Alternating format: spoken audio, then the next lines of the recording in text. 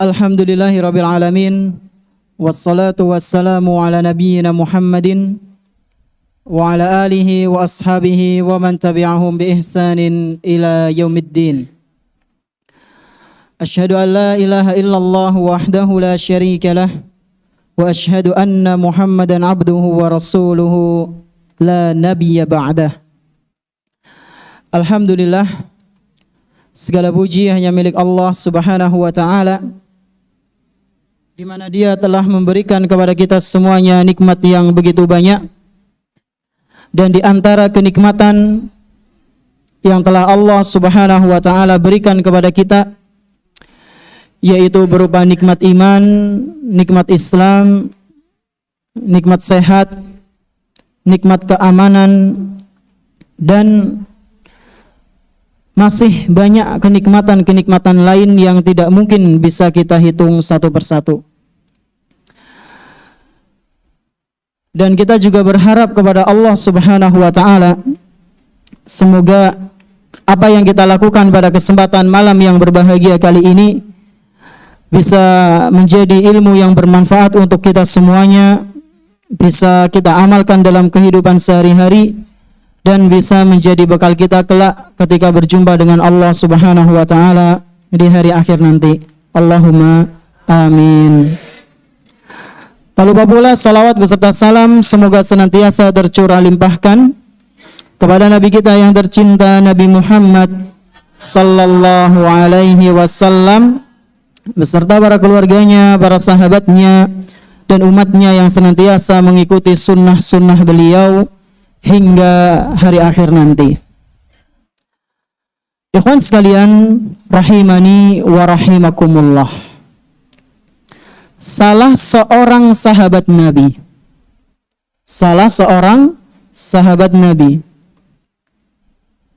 yang bernama atau yang terkenal dengan sebutan Abu Hurairah radhiyallahu anhu. Beliau adalah salah seorang sahabat yang terkenal, periwayatan hadisnya itu banyak.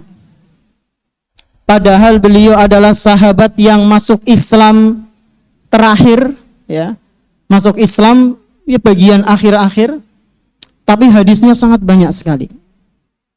Beliau sangat terkenal dengan riwayat hadisnya yang banyak. Selain itu, beliau adalah sosok sahabat yang sangat terkenal semangatnya untuk menyampaikan dakwah. Abu Hurairah sosok yang terkenal apa ya kawan? Semangat dalam menyampaikan dakwah. Ya.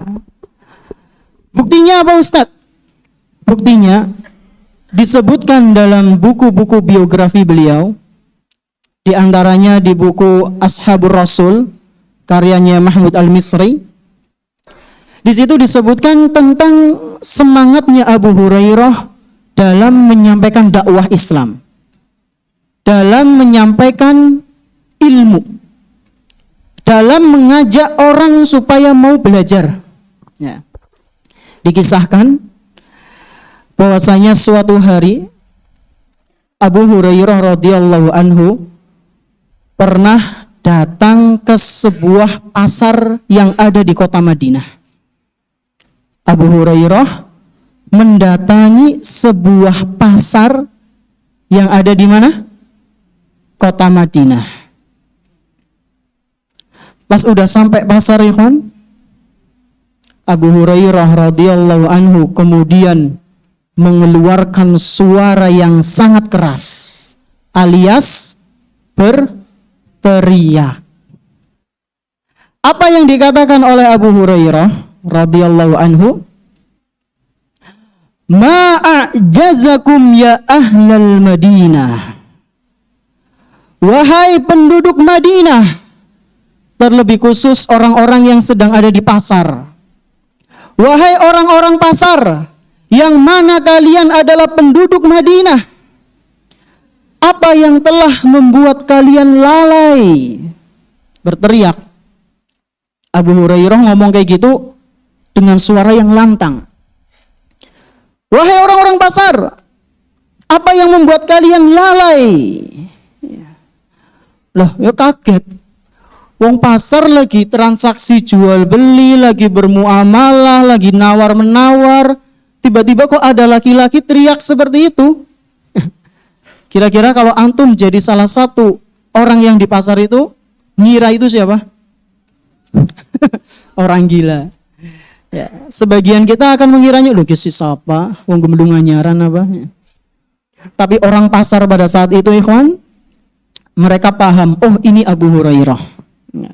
Maka mereka heran dan bertanya kepada Abu Hurairah, "Wa ma ra'aita min ajzina ya Abu Hurairah?" Wahai Abu Hurairah, memang apa sih yang telah kami lalaikan? Memang kami ini telah lalai dari hal apa, wahai Abu Hurairah? Sebutkan coba, apa yang kamu ketahui? Lalu Abu Hurairah radhiyallahu anhu mengatakan, mirasu Rasulillah sallallahu alaihi wasallam yuqassamu wa antum hahuna ala tadhhabuna wa ta'khuduna nasibakum.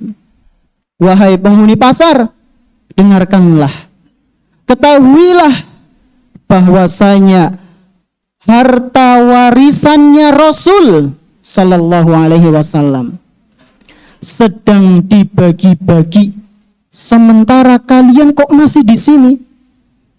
Ini ucapannya Abu Hurairah. Itu loh, hartanya Rasul sallallahu alaihi wasallam, harta warisannya Rasul lagi dibagi-bagi. Kok kalian masih sibuk di pasar? Alla tadhhabuna wa ta'khuduna nasibakum? Kenapa kalian gak bergegas ke sana mengambil bagian kalian masing-masing? Wah, langsung pada ngumpul Abu Hurairah. Kemudian mereka pada tanya, wa aina huwa ya Abu Hurairah? Di manakah pembagian itu wahai Abu Hurairah? Kami juga ingin mendapatkan bagian kami. Maka kata Abu Hurairah, beliau menjawab, bil masjid. Pembagian itu ada di masjid. Silahkan ke sana. Fa kharaju sira'an wa waqafa Abu Hurairah lahum hatta raja'u. Ketika penghuni pasar itu semua pada pergi menuju ke masjid yang katanya ada pembagian harta warisannya Nabi, Abu Hurairah radhiyallahu anhu, beliau menunggu di pasar sendirian. Di situ beliau menunggu sampai orang-orang pasar pada balik lagi. Kemudian ketika orang-orang pasar itu sudah sampai masjid, nggak selang berapa lama mereka balik lagi ke pasar. Falamma ra'auhu qalu. Ketika penghuni pasar tadi yang sudah ke masjid lalu balik lagi ke pasar, ketemu sama Abu Hurairah yang masih di situ, mereka pun mengatakan dengan nada sedikit protes, ya Abu Hurairah, wahai Abu Hurairah, laqad atainal masjida, sungguh kami sudah datang ke masjid wahai Abu Hurairah, fadakhalna fih, dan kami juga sudah masuk ke masjid itu wahai Abu Hurairah, falam nara syai'an yuqassam. Tapi apa yang kami dapati wahai Abu Hurairah? Kami enggak menemukan pembagian harta waris. Dilomboni dalam tanda kutip. Maka mereka wajar agak sedikit protes ke Abu Hurairah. Lalu apa yang dikatakan oleh Abu Hurairah kepada penghuni pasar ini? Faqala lahum, Abu Hurairah mengatakan kepada mereka, awama ra'aitum fil masjidi ahadan? Benar, kalian gak menemukan sesuatu pun di masjid? Maka mereka mengatakan, bala, ra'aina qauman yusallun wa qauman yaqra'una al-Qur'an wa qauman yatadzakaruna fil halali wal haram. Wahai Abu Hurairah, tentulah kami melihat di sana ada sesuatu. Ada orang-orang yang sedang sholat, ada juga orang yang sedang baca Al-Quran, dan ada juga orang yang sedang membahas halal dan haram. Maksud dari membahas halal dan haram itu apa, ikhwan? Sedang berada di majelis taklim. Antum sekarang ini sedang dalam tadzakur fil halal wal haram. Sedang dalam pembahasan halal dan haram dalam majelis ilmu. Ini kata mereka, penghuni pasar yang sudah balik ke Abu Hurairah. Maka mendengar jawaban dari penghuni pasar tersebut, Abu Hurairah radhiyallahu anhu pun mengatakan, "Waihakum, celakalah kalian. Dzalika mirasu Muhammadin sallallahu alaihi wasallam." Itulah warisannya Nabi Muhammad sallallahu alaihi wasallam, yaitu ilmu, ya, ilmu agama, ilmu yang bermanfaat yang sedang diajarkan kepada manusia. Dan antum sekarang sedang berusaha untuk mendapatkan warisannya Nabi sallallahu alaihi wasallam. Ya. Kemudian dalam riwayat lain disebutkan, di cerita lain disebutkan, Abu Hurairah radhiyallahu anhu pun membaca sebuah hadis, ya. Innal anbiya, sesungguhnya para nabi itu, la yuwarrisu dinaran wala dirhaman, innama warrasul ilma. Sesungguhnya para nabi itu, mereka tidak meninggalkan harta warisan berupa dirham, dinar, ya. Akan tetapi mereka para nabi meninggalkan harta, meninggalkan warisan berupa ilmu. Maka beruntunglah antum yang berusaha mendapatkan warisan nabi, ya, berusaha mendapatkan warisan dari orang yang terbaik di muka bumi ini, yaitu ilmu yang telah ditinggalkan oleh Nabi sallallahu alaihi wasallam. Ikhwan sekalian rahimani wa rahimakumullah. Dan keberadaan antum di sini merupakan nikmat yang besar dibandingkan dengan sebagian tempat yang lain. Ya, contohnya seperti yang ada di Palestina, ya. Saudara-saudara kita di sana pagi, siang, malam, terlebih lagi yang berada di dekat dengan jalur Gaza, mereka selalu dihantui dengan roket-roket, dengan jet, dengan bom yang tiba-tiba menghancurkan rumah mereka, menghilangkan nyawa anak mereka, adik mereka. Sementara kita di sini, apa yang kita khawatirkan? Lauke ora kebagian, ora bisa begadang, ya Allah. Domai nang Ustadz. Bandingkan dengan saudara kita yang di sana, nyawa, ya, nyawa. Dan ini adalah kenikmatan yang luar biasa, ikhwan, yang telah Allah Subhanahu wa taala berikan kepada kita. Maka di antara cara menjaga kenikmatan ini adalah dengan beribadah kepada Allah. Ketika saudara-saudara kita mungkin di jauh sana sulit untuk mendapatkan ketenangan dalam ibadah, kita bisa. Saudara-saudara kita di jauh sana sulit untuk mendapatkan wahana wisata yang menyenangkan, sementara kita mudah liburan bisa. Mungkin betapa banyak anak-anak di sana pengen belajar ngaji, ya, Iqra, Al-Quran, sulit karena bisa jadi setiap menit atau setiap jam itu ada bom, sulit untuk khusyuk. Sementara kita di sini alhamdulillah. Maka syukurilah nikmat ini dengan mengamalkan ibadah, dengan menuntut ilmu dengan baik, ya. Dengan begitu insya Allah akan menjaga kenikmatan ini hingga hari akhir nanti. Ikhwan sekalian rahimani wa rahimakumullah, ini sedikit muqaddimah, ya, bahwasanya sebagai pengingat untuk anak dan juga antum sekalian, kenikmatan ini akan ditanya. Kenikmatan ini akan ditanya. Summalatus alunna yawma idzin 'anin na'im. Sungguh kalian pasti akan ditanya, benar-benar akan ditanya mengenai kenikmatan yang telah kalian dapatkan. Nikmat sehat, waktu luang untuk apa? Kalian pasti akan ditanya. Ya.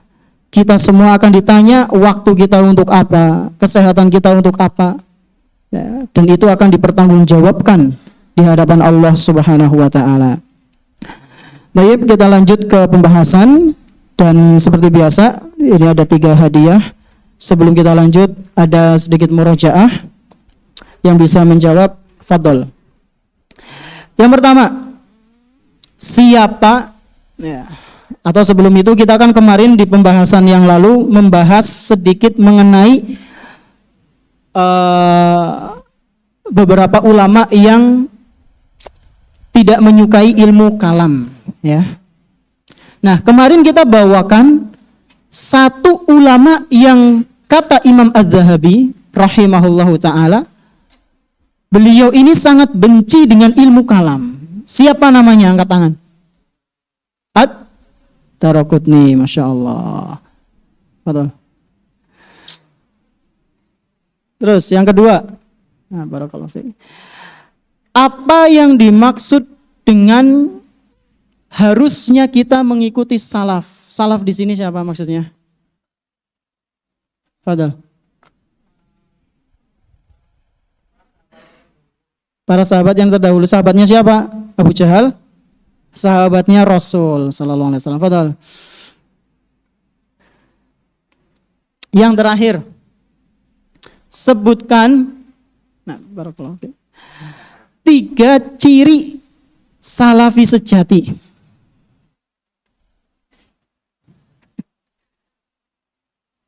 Siapa yang bisa? Nah, fadal anta.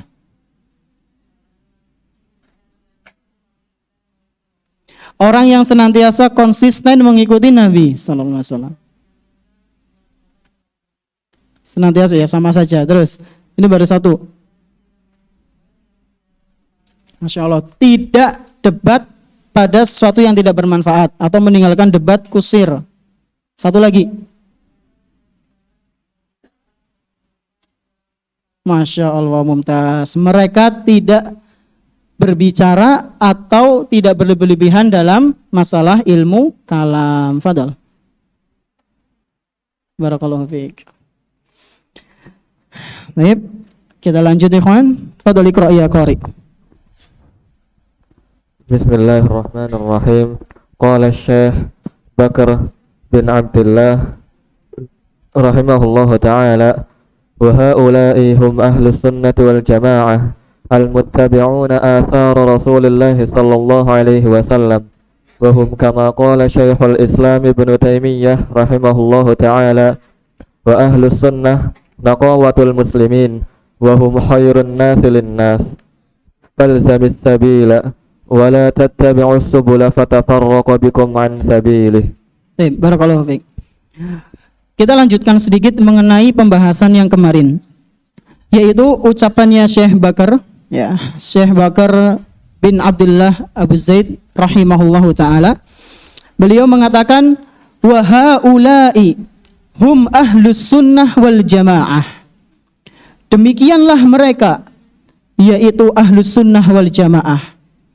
Mereka di sini adalah mereka orang-orang yang disebutkan tadi, yang senantiasa konsisten dengan sunnah, yang menjauhi perdebatan yang tidak ada manfaatnya. Mereka yang senantiasa menghindar dari ilmu kalam, ya, karena tidak butuh, ya sudah, tidak usah dipelajari. Mereka adalah ahlus sunnah yang sebenarnya. Ini kata Syekh Bakar, ahlus sunnah wal jamaah, al-muttabi'una athar Rasulillah sallallahu alaihi wasallam. Mereka adalah orang-orang yang mengikuti jejaknya Rasul sallallahu alaihi wasallam. Ahlus sunnah adalah orang-orang yang mengikuti jejaknya Rasulullah sallallahu alaihi wasallam. Wa hum kama qala Syekhul Islam Ibn Taimiyah rahimahullah. Dan mereka ini sebagaimana yang pernah dikatakan oleh Syekhul Islam Ibn Taimiyah rahimahullahu ta'ala, Apa yang dikatakan oleh Syekhul Islam, wa ahlus sunnati naqawatul muslimina wa hum khairun nasi linnas. Ahlus sunnah adalah golongan kaum muslimin yang paling bersih, yang paling selamat, yang paling benar. Ya. Karena mereka mengikuti jejak sahabat dan jejaknya Rasul sallallahu alaihi wasallam. Ya. Pemahaman mereka adalah pemahaman yang paling benar. Wahum khairun nasi linnas. Dan mereka adalah sebaik-baik golongan manusia yang akan bermanfaat untuk manusia yang lain. Inilah Ahlus Sunnah menurut Syekhul Islam Ibnu Taimiyah. Kemudian kata Syekh Bakar, falzamis sabila. Oleh karena itu, ikutilah jalan kebenaran tersebut, yaitu jalannya para sahabat, jalannya Rasul sallallahu alaihi wasallam.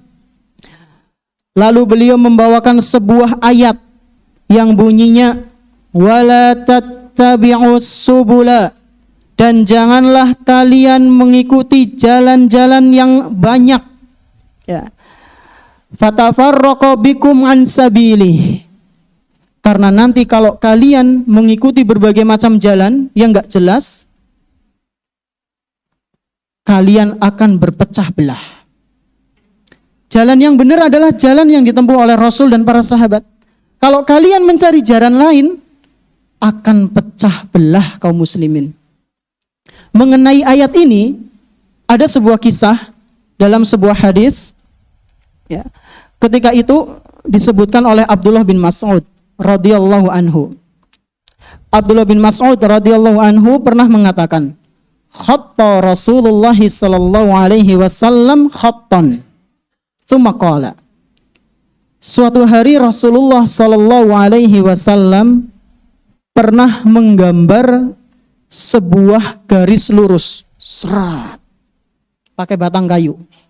Jadi Rasul pernah menggambar sebuah garis lurus. Kemudian Rasulullah sallallahu alaihi wasallam bersabda, hada sabilullah. Ini adalah jalannya Allah. Ini adalah jalan yang benar. Summa khatta khututan an yaminihi wa an shimalihi. Setelah Rasul sallallahu alaihi wasallam mengatakan ini adalah jalan Allah, Rasul menggambar jalan lagi. Serat, serat, serat, serat, serat, serat. Nah, jadi ada jalan apa ya, kawan? Yang tengah lurus, ada jalan yang bercabang. Ada yang ke kanan, ada yang ke kiri. Kemudian Rasulullah sallallahu alaihi wasallam bersabda, hadhihi subul wa ala kulli sabilin minha syaitan. Ketahuilah wahai para sahabatku, jalan-jalan ini nih yang ke kanan dan ke kiri, di setiap cabangnya itu ada setan yang menyeru. Di setiap jalannya itu ada setan. Setelah Rasul sallallahu alaihi wasallam bersabda seperti itu, wa ala kulli sabilin minha syaitanun yad'u ilaihi, kemudian beliau membaca ayat tadi, ya. Fattabi'uh, ya. Maka ikutilah jalan yang lurus ini, ya. Wa anna hadza sirati mustaqiman, ini adalah jalanku yang lurus, fattabi'uh, ikutilah jalan tersebut. Wala tattabi'us subul, dan janganlah kalian mengikuti jalan-jalan yang menyabang ke kanan atau ke kiri, tapi luruslah. Fatafarraqu bikum an sabilih, karena kalau kalian sampai memilih jalan yang ke kanan atau ke kiri, maka kalian akan berpecah belah, kalian akan terpisah dari jalan yang lurus. Al-Quran Surat Al-An'am ayat 153. Ini pembahasan yang kemarin mengenai jadilah seorang salaf yang sejati. Ya, jadilah seorang salaf yang sejati. Apa itu di antara cirinya? mengikuti jalan atau jejak para sahabat dan juga jejaknya Rasulullah sallallahu alaihi wasallam. Sekarang masuk ke yang ketiga. Yang pertama, ilmu adalah ibadah. Yang kedua, jadilah seorang salaf sejati. Yang ketiga, ini yang akan kita bahas. Udah mau isya padahal ya. Fadhol iqra. الثالث ملازمة خشية الله تعالى التحلي بعمارة الظاهر والباطن بخشية الله تعالى محافظا على شعائر الإسلام وإظهار السنة ونشرها بالعمل بها والدعوة إليها دالا على الله بعلمك وسمتك وعملك متحليا بالرجولة والمساهلة والسمت الصالح. Stop sampai situ. Mulai panas, sumuk ya, jadi anak lepas jasnya. Yang ketiga, mulazamatu khasyatillahi ta'ala. Yang ketiga adalah senantiasa merasa takut kepada Allah Subhanahu wa ta'ala. Jadi seorang penuntut ilmu itu harus selalu merasa takut kepada Allah.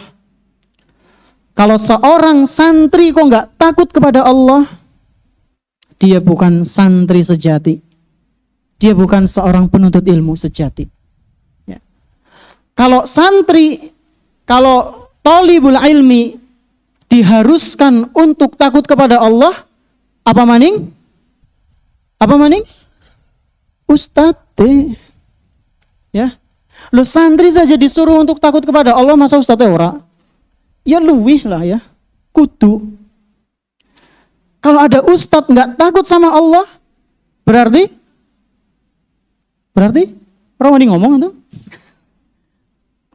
bukan ustadz sejati. Ya, KW siji apa KW loro mbuh.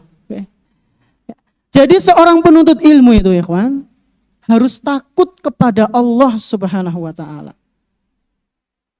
Ustadz juga seorang penuntut ilmu, maka dia harus takut sama Allah, bukan malah terang-terangan memperlihatkan kemaksiatan. Ya. Bukan malah terang-terangan memperlihatkan kemaksiatan. Mulazamatu khasyatillahi ta'ala. Senantiasa merasa takut kepada Allah Subhanahu wa ta'ala. At-tahalli bi'imarati adh-dhahiri wal batin bi khasyatillahi ta'ala. Seorang penuntut ilmu harus merasa takut kepada Allah Subhanahu wa ta'ala, baik itu secara zahir maupun secara batin. Karena Allah Maha melihat, ya, yang enggak kelihatan saja Allah bisa mengetahui, apalagi yang kelihatan. Maka kita harus menghiasi diri kita dengan rasa takut kepada Allah Subhanahu wa ta'ala. Senantiasa berhias dengan rasa takut kepada Allah, baik secara zahir maupun batin. Contohnya gimana Ustadz? Muhafidhon ala sya'airil Islam. Di antara contohnya adalah menjaga syiar-syiar Islam. Ana mau tanya nih, syiar Islam contohnya apa? Angkat tangan coba. Satu. Ada enggak yang bisa ngasih contoh? Syiar, termasuk dari syiar apa coba? Angkat tangan. Ini mentang-mentang langkah hadiah Gak mau angkat tangan? Ada enggak? Syiar, contoh satu saja. Mana? Nah, apa coba? Syahadat. Syahadat di mana? Di depan umum? Ya, coba antum. Takwa. Apa? Berdakwah. Contohnya, dakwah kepada siapa? Nah, sahih. Hah? Dakwah ke masyarakat. Masya Allah. Mau hadiah enggak? Mau hadiah enggak? Mau? Padahal masih satu kayaknya. Betul. Dakwah ya. Kenapa bisa dakwah? karena kelihatan orang. Suatu yang bisa membuat orang itu barakallahu fiik, menjadi tahu, oh ini syiar Islam. Contoh lain apa Ustaz? Adzan antum. Orang bisa tahu ini adzan zuhur, asar, ini waktu zuhur, asar, maghrib, isya, subuh dengan apa ya, Pak? Adanya adzan. Terlebih lagi bagi orang-orang yang malas lihat waktu ya. Oh, wis adzan ya, wis adzan ya. Orang paham, oh di sini berarti ada keislaman yang hidup. Ya. Syiar adzan. Maka antum ketika pulang lalu di situ ada apa ya, kawan? Di desa antum tidak ada yang adzan sama sekali masjidnya, karena biasanya tuh di desa masjid itu hidup ketika waktu maghrib, isya dan subuh saja. Anak pernah menangi kayak gitu ya. Ada sebuah desa masjidnya itu diadzani cuma maghrib, isya, subuh. Zuhur, asar kemana? Orang-orangnya pada kerja, orang-orangnya kalau asar belum pada pulang. Nah, antum kalau di rumah ada masjid dan desa antum seperti itu, adzan. Ya, jangan sampai tidak. Kalau antum nggak adzan, sampai nggak ada yang adzan, itu sedesa kena dosa semua. Ya. Ini contohnya, muhafidhon ala syairil Islam, menjaga syiar-syiar Islam.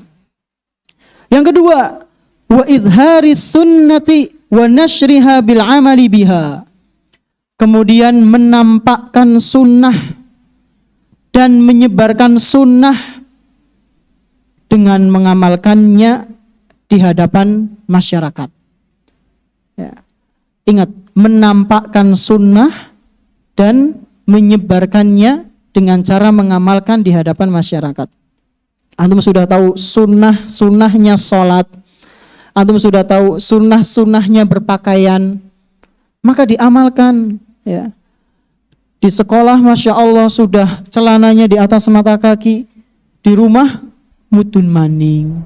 Ya. Mana syiar antum? Ya. Terus selanjutnya,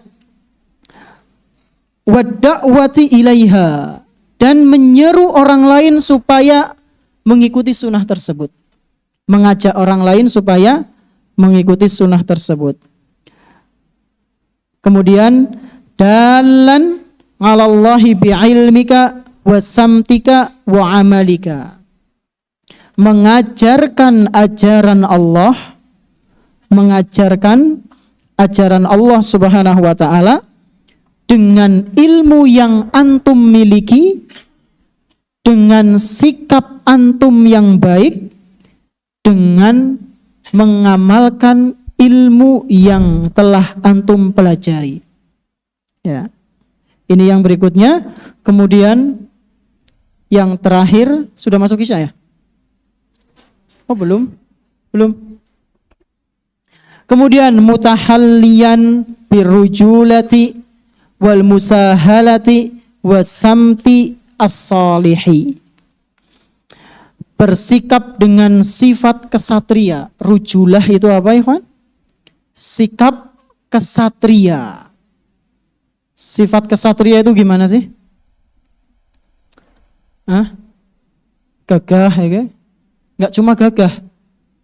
Dikatakan orang yang memiliki jiwa kesatria adalah dia yang bertanggung jawab. Kalau antum memiliki ketua kelas, dia tanggung jawab. Ini siapa nih yang piket ini? Kelasnya masih kotor. Ketua kelasnya tanggung jawab. Ustaz, maafkan anak Ustaz, anak kurang mengkondisikan teman-teman anak. Dia memiliki jiwa kesatria. Ketua asrama kamar. Ya. Kok kenapa bisa teman-temannya pada belum bangun ketika subuh? Tanggung jawab itu ketuanya. Ya. Terus ketua apa maning? Ya. Kisem ibadah apa maning? Kisem aman, pokoknya ketua-ketua semua itu. Kalau antum bertanggung jawab, atas amanah yang yang telah dibebankan kepada antum, yang antum terima. Kemudian antum paling gardanya di depan. Ini ciri antum memiliki jiwa kesatria, ya. Ar-rujulah wal musahalah, dan memiliki sifat yang lapang dada. Ya, memiliki sifat yang lapang dada, gampang memaafkan, ya, senantiasa berbaik sangka, wa samti soleh, dan memiliki akhlak yang baik. Ya. Ini semua adalah di antara bentuk contoh dari rasa takut seseorang kepada Allah Subhanahu wa taala. Antum kalau mau melihat teman antum itu takut kepada Allah atau tidak, antum lihat tadi itu, amalan-amalan tadi. Kalau dia memiliki tanggung jawab, kemudian dia memiliki akhlak yang baik, dia suka menampakkan sunnah, mengajarkan orang lain sunnah, lapang dada, suka memaafkan, dan suka memperlihatkan syiar-syiar Islam. Ini contoh di antara contoh atau ciri di antara ciri bahwasanya dia takut kepada Allah. Ya, dia memiliki sifat khasyatullah. Ini yang dikatakan oleh Syekh Bakar rahimahullahu taala. Sudah masuk? Fadol, muadzin.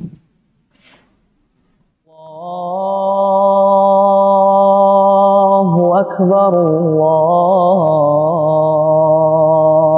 Allahu akbar.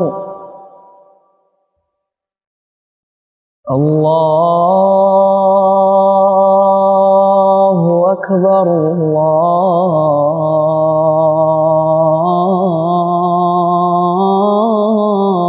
Allahu akbar. Asyhadu an la ilaha illallah.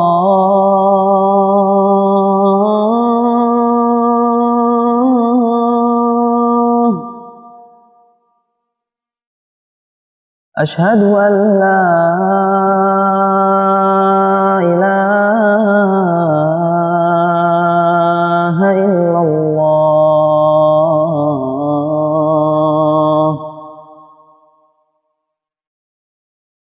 Asyhadu anna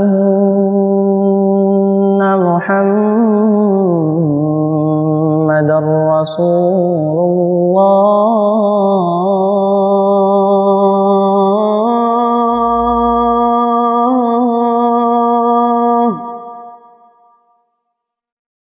Asyhadu anna Muhammadar Rasulullah.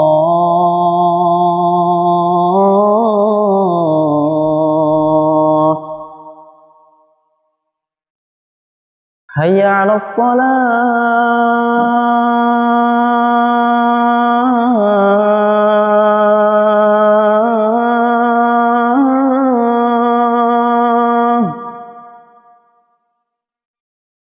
Hayya 'alas salah.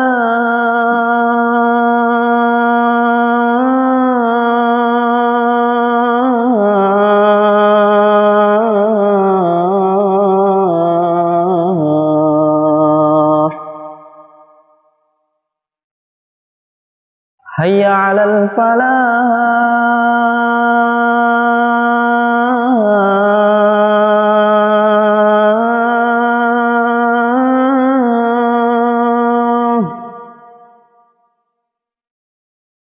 Hayya 'alal falah.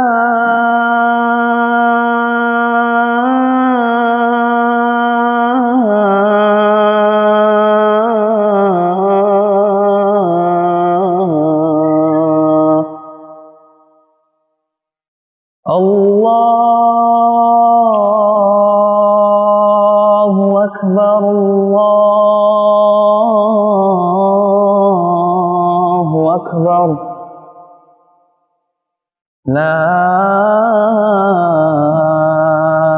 ilaha illallah.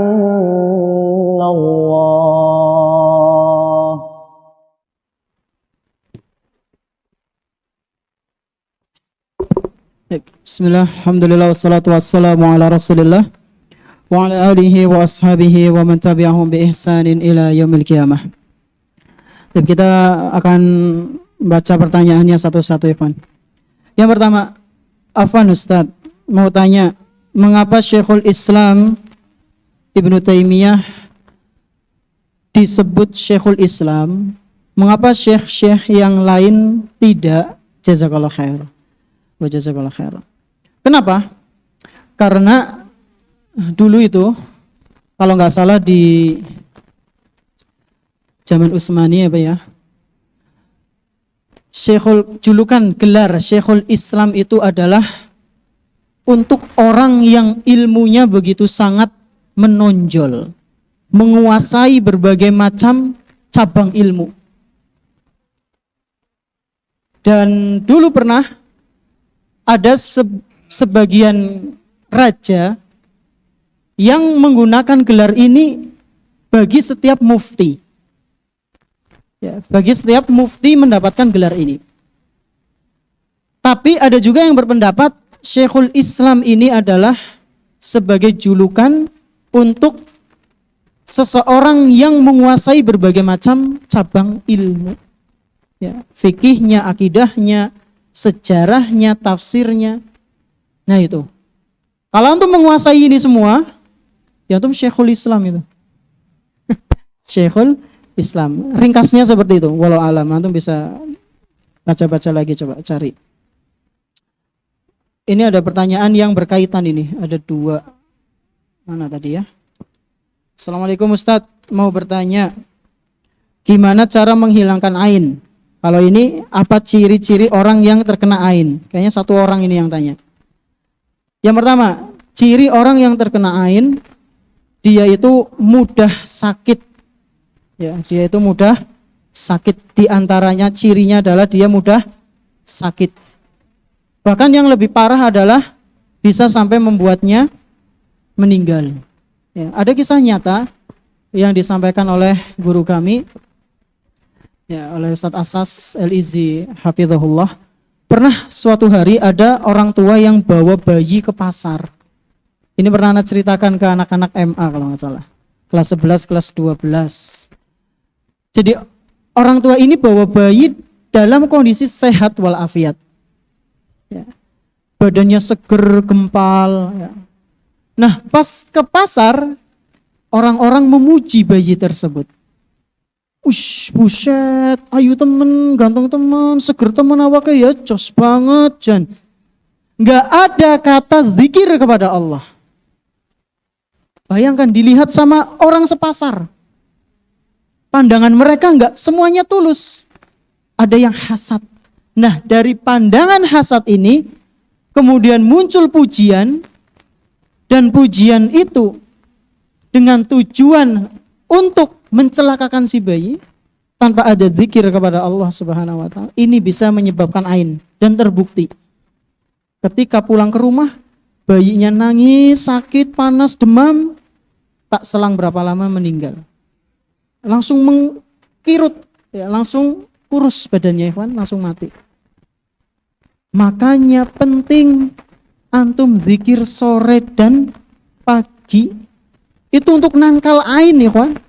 Menangkal orang-orang yang hasad kepada antum. Antum harus menjaga diri antum dengan zikir pagi dan petang. Dengan zikir itu insya Allah antum terjaga. Makanya orang-orang yang suka berzikir itu insya Allah terjaga dari orang yang jahat, ya, orang yang hasad, orang yang ingin mencelakai. Maka jagalah zikir pagi dan petang. Gimana caranya, Ustadz?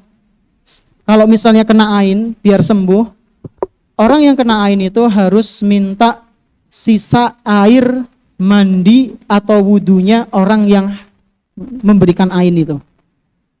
Si A ngaini, ya ngaini ya.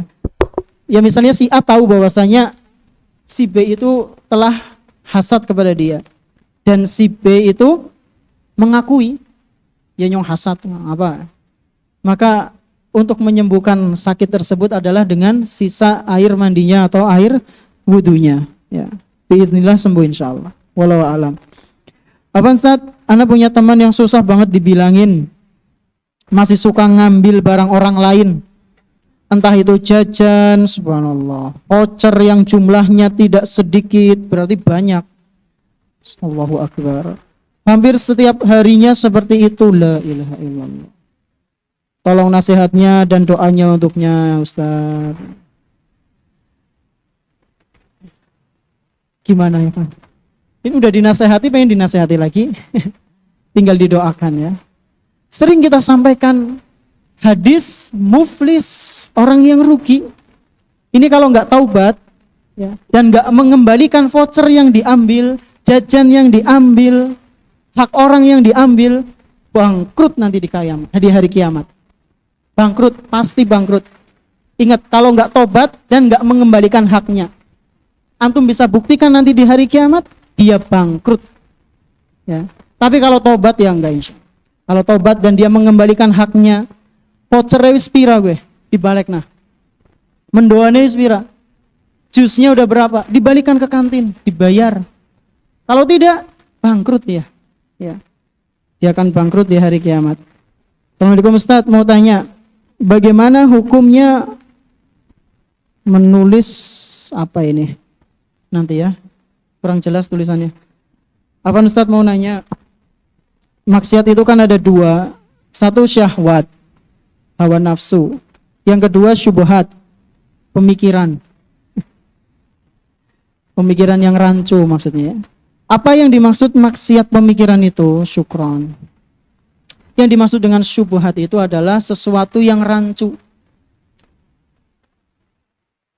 Innal halala bayyinun wa innal harama bayyinun wa bainahuma umurun mustabihatun. Sesungguhnya yang halal itu jelas, yang haram itu jelas, dan di tengah-tengah halal dan haram ada perkara-perkara syubhat.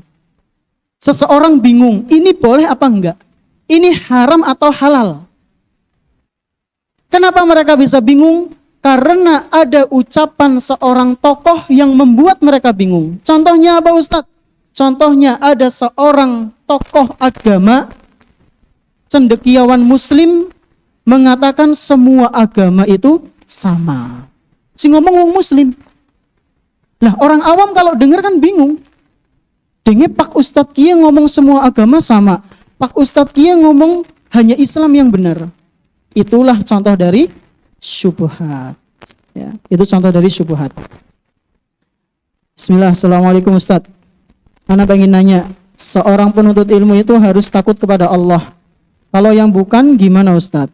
Apakah tetap harus takut kepada Allah? Kan yang tidak penuntut ilmu kan apa ini? Tidak punya adab, gimana Ustadz? Oh. Pembahasan kita belum selesai, insya Allah nanti ada pembahasannya lagi mengenai orang yang benar-benar dikatakan sebagai orang yang berilmu. Ya. Innama yakhsyallah min ibadihi al-ulama. Sesungguhnya orang-orang yang takut kepada Allah Subhanahu wa taala itu dari hamba-hambanya, di kalangan hamba-hambanya adalah para ulama. Dan sebagian ulama menjelaskan para ulama ini adalah orang yang alim, yang benar-benar paham mengenai hakikat Allah Subhanahu wa taala. Insyaallah kita akan rinci di pembahasan atau pertemuan selanjutnya. Assalamualaikum warahmatullahi wabarakatuh. Bagaimana jika saya sudah semaksimalnya belajar tetapi kagak ada perubahan? Gimana ini?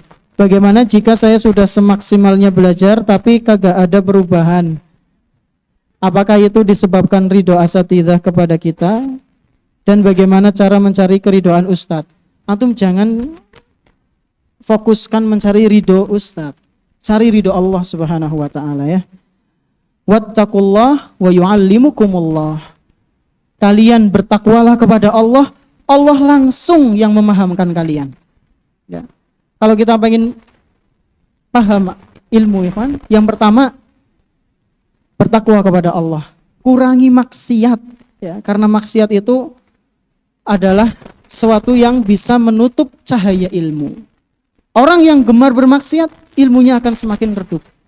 Dan yang kedua tentunya beradab kepada guru. Sudah masuk ya kan?